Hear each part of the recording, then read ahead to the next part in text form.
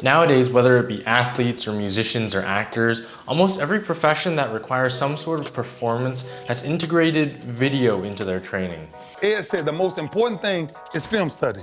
Why? Because you have to watch yourself repetitively over and over and over again.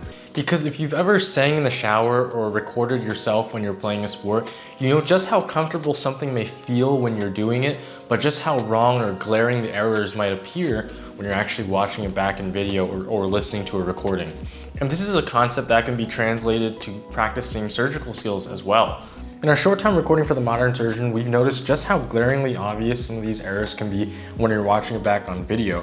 But when you're practicing by yourself, some of these errors can remain hidden and feel natural and correct even when they're not.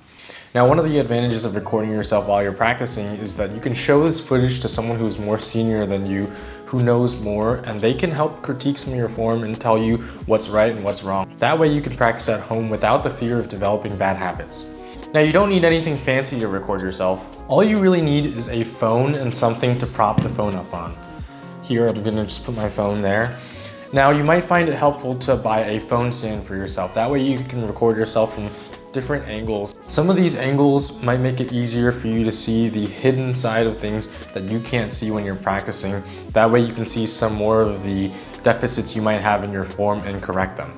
This is not the type of thing where you should feel like you have to be a pro in order to share it out there and get some feedback. In fact, someone like me who's only been doing this for like a week stands to gain the most because we have the most that we can improve in our form.